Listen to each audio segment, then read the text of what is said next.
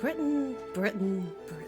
A wonderful place where it rains 90% of the time, and when it's sunny, we find a reason to moan about it anyway. We got weirdly named places like Titty Ho, Boggy Bottom, and Bitchfield.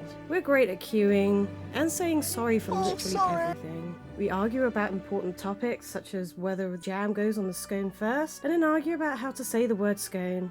Is it scone? Or is it scone? No one knows, but we will forever debate it till our top hats blow off. Hi guys, gals and they thems. Welcome to my 1000 subscriber special. Thanks so much for sticking around.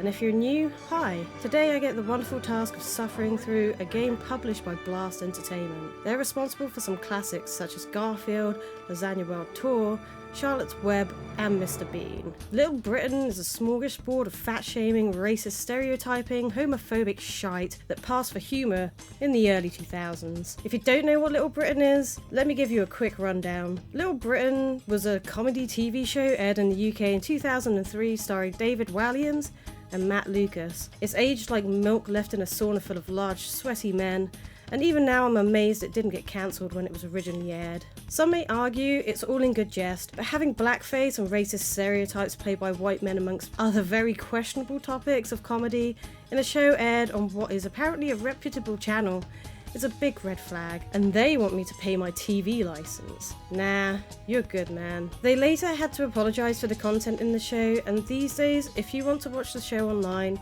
certain parts of it have been omitted, which is totally fair. So, on to the game. The cover of the game tantalises you with a description on the back saying 8 hilarious action-packed games and the ultimate Little Britain experience. Okay guys, calm down. I'm scared to put this game in my PS2 in case it gets sick.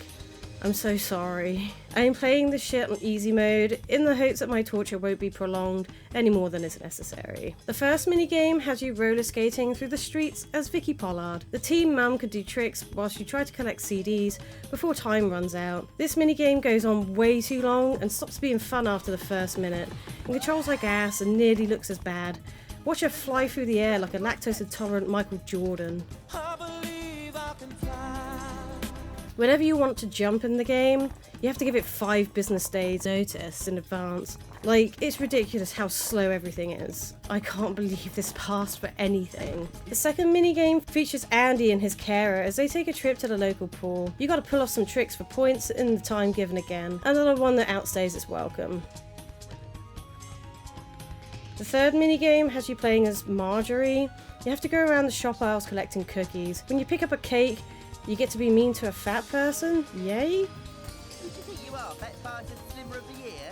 I've only ever seen one person fatter than you, and that was Barbara Hunter. Pac-Man. The game is basically fucking Pac-Man. The fourth minigame has you hitting frogs with a baton. I disapprove of this froggy massacre. Frogs are friends, not fodder. That's the game in a nutshell. Hit frogs, try not to hit your ornaments. Utter drivel. The fifth minigame features 2 ladies, Emily and Florence. It's penalties. That's it. It's as exciting as watching real penalties, and I can't wait for it to be over so I can cleanse my brain with bleach. On to the next. The sixth minigame has Maggie and Judy at a fete eating food. The objective of this minigame is to eat enough food that you get to vomit on your friends. Lovely. Another shameless ripoff. This time their victim of choice was Puyo Puyo. Man, screw that shit. These vomiting parts go on for way too long, and it's so uncomfortably awkward, it's not even funny.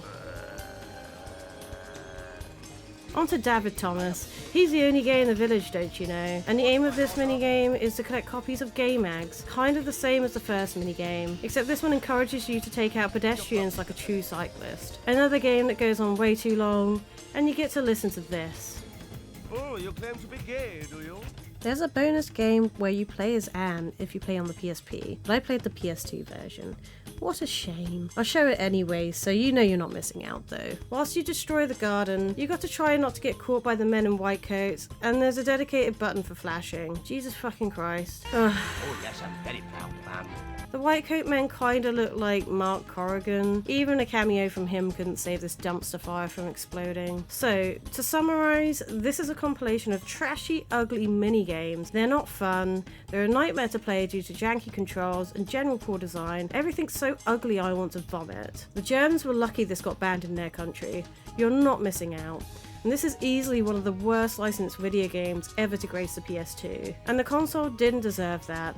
It's a shameless cash-in that no one asked for, just like most of Blast Entertainment's creations. I hope to never have to play one of these ever again, and just to be sure this game doesn't offend my eyeballs in the future, I'm going to give it the send-off it deserves.